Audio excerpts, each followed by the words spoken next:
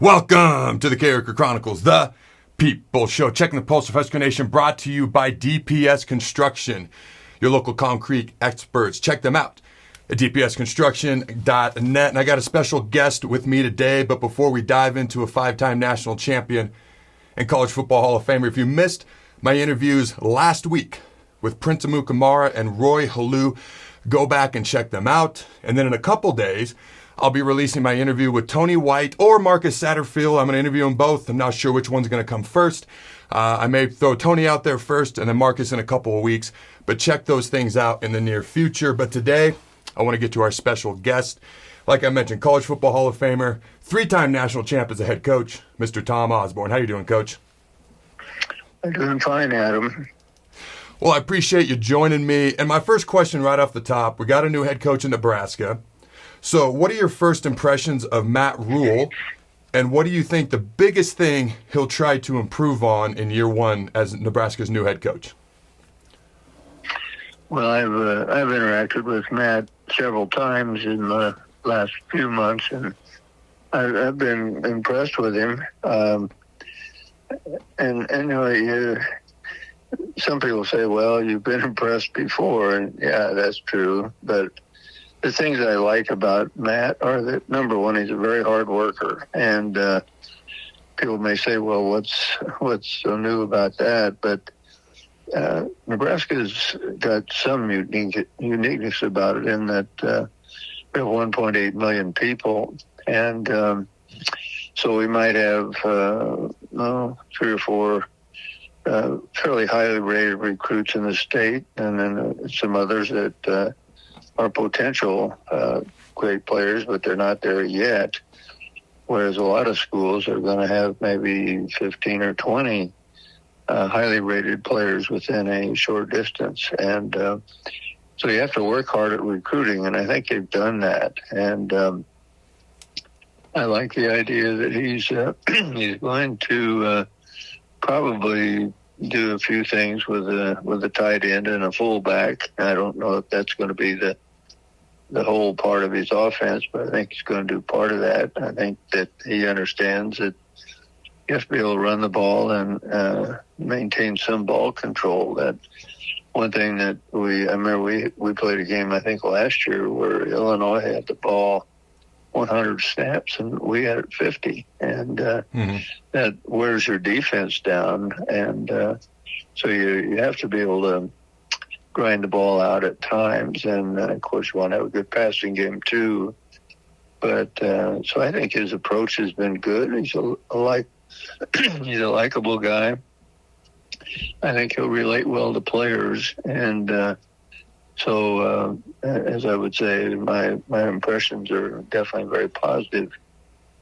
All right, Husker fans, Coach Osborne mentioned the fullback being back in the Nebraska offense. And like he said, it's not going to be the be-all, end-all. But if you're like me and you're excited to see a fullback back in the Nebraska offense, smash that like button real quick. I'm curious your thoughts on Coach Prime. Deion Sanders, obviously, we're going to be playing at CU week 2. He's an exciting guy. He's an electrifying guy, personality, had great success at Jackson State.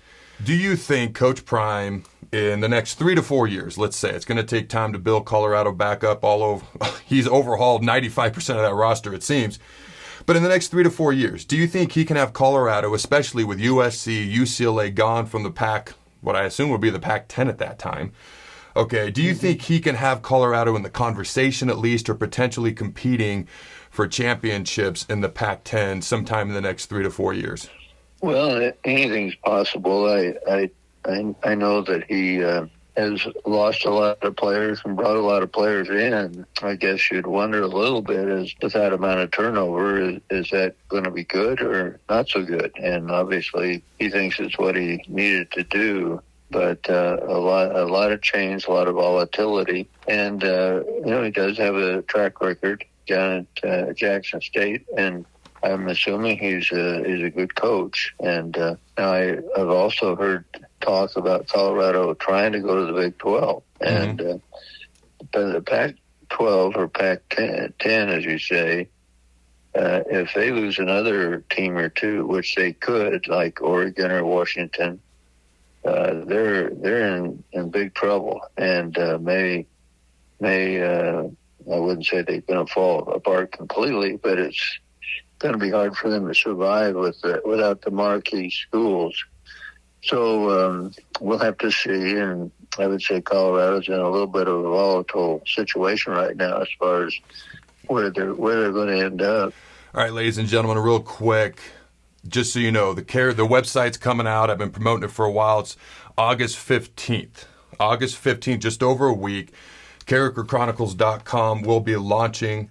All right, you can check out all Character Chronicles episodes, the Big Ten show that we've been doing lately as well, myself and my co-host Jeff Turn, everything on 93.7 The Tick. It's going to be a lot of stuff.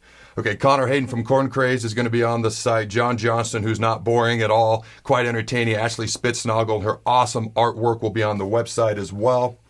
There's going to be merchandise, Fan of the Week section eventually, and Where Are They Now section for past Huskers and what they're up to now, and so much more. So stay tuned for that website to launch August 15th. Now, Coach Osborne, I've been on both sides of the mic. I've been asked questions as a player. I'm asking questions as a member of the media now. But I wanted to ask you this question. All right, because obviously we all wish Scott Frost nothing but the best. He's a Husker legend. Okay, and I do predict one day he's going to come back to Memorial Stadium and Husker fans are going to clap for him. That's my prediction. I don't know when that'll be, but I predict that. Okay, we were all rooting for Scott. But here's my question. Why do you think the Scott Frost era, unfortunately, didn't go quite the way we had all hoped? Well, it's a little hard to say. I think he went through a very difficult time in that he came on the tail end of a not very successful recruiting regime from the coach previously. So it wasn't like he was dealt a real good deck. And then he had COVID. And the thing that was a little puzzling was that if you looked at the score at the end of three quarters, Scott would have had a pretty good record. But for whatever reason, they didn't seem to be able to hang in there in the fourth quarter, and they lost a lot of games. And as you know, this is a business of what have you done lately, and so it's really hard to stay employed if you have four losing seasons. And but I think Scott did a lot of good things, and I know that social media is always brutal. And some of the stuff that you see and hear, although I'm not on social media, is a little bit over the top. And so I wish Scott the best. And he had great success at Central Florida and turned a program around that had won 0 games the year before he got there. And I think he went about 6-6, and then he went undefeated. And and he had done a very good job as an assistant out at Oregon as an offensive coordinator.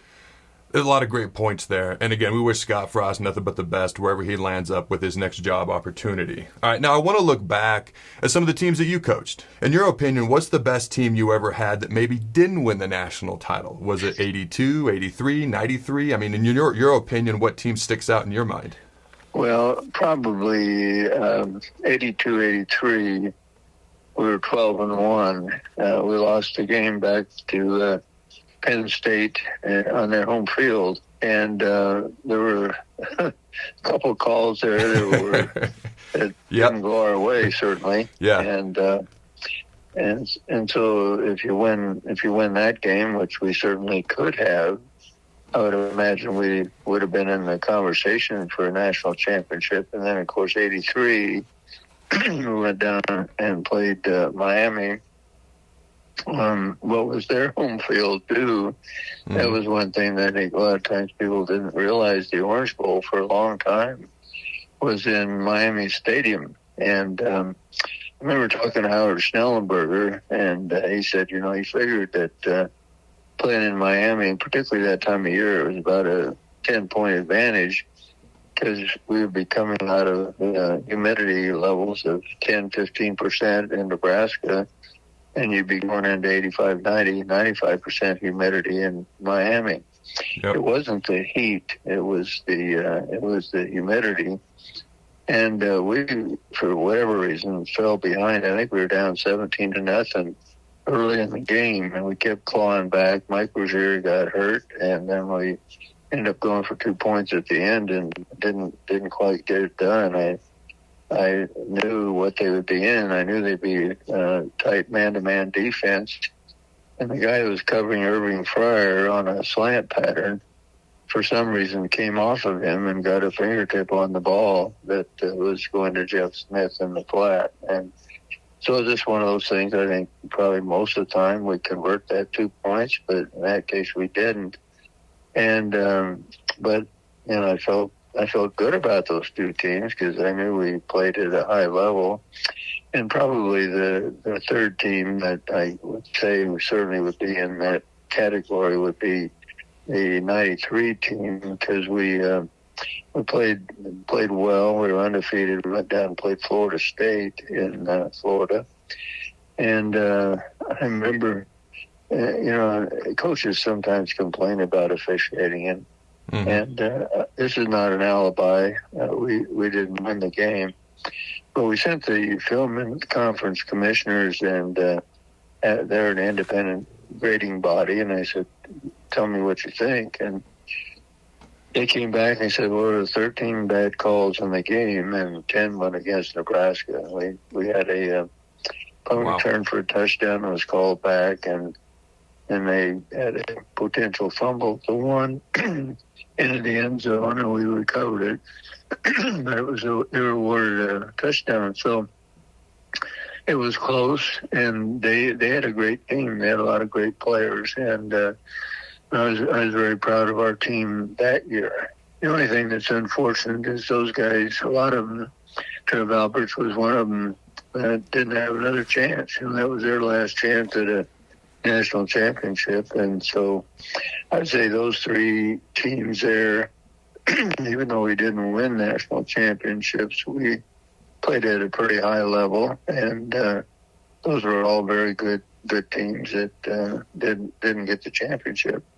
All right, last question I got for you, and I wanted to ask you this question really since I was about 12. All right, so after the 97 season and the Orange Bowl win over Peyton Manning in Tennessee, okay, it took you a while to place your vote on the coaches' poll ballot that night. All right, now I can speculate and guess, but why did it take you so long to cast your vote that night? Golly, I didn't know that it took a long time, but what I did after every game, I would grade the film, and usually it would take me till midnight, 1 o'clock, 2 o'clock in the morning, and but I voted, and I don't unapologetically I voted for Nebraska, because if you look at that Tennessee team, they had Peyton Manning, they had Peerless Price, they had 3 or 4 first round, second round picks in the NFL, and very talented. And I think certainly that Michigan had a good team that year too. They played out in the Rose Bowl against Washington State, and so I thought we played very well that night, and we had to play an extra game. We had the playoff in the Big 12. We had to go down and we played Texas A&M down in San Antonio. And in the Big 10 at that time, they didn't have a playoff in their conference. So we ended up playing one more game against a good opponent. So I guess I voted for Nebraska as expected. And I'm sure Joe Paterno voted for Penn State. And but anyway, Joe and I were good friends, and they won a couple national championships later on, and I was glad to see them do that. The last question I got for you. All right, I'm not going to ask for a specific win-loss total or anything like that. My question is simply this: do you think Nebraska goes to a bowl game this year? Well, I would think the odds would be very good. They would. I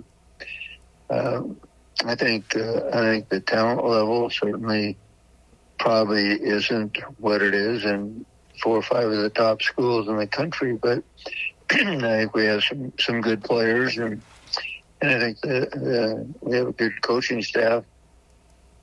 Probably the big question will be just how quickly Matt Rhule and his staff can get everybody doing what they want to get done. Because when you come in new, there's a pretty massive teaching project, and some of that goes on in spring ball. But then you get new players in that are transfers or freshmen, and so as a result, you've got a lot to get done in a short time. And I expect that they'll improve steadily throughout the season because of that process. And I'd be a little surprised if they didn't go to a bowl game, but who knows? All right, Coach. Well, I appreciate your time. Thank you for joining me. Husker fans, comment below. Comment below. Let me know.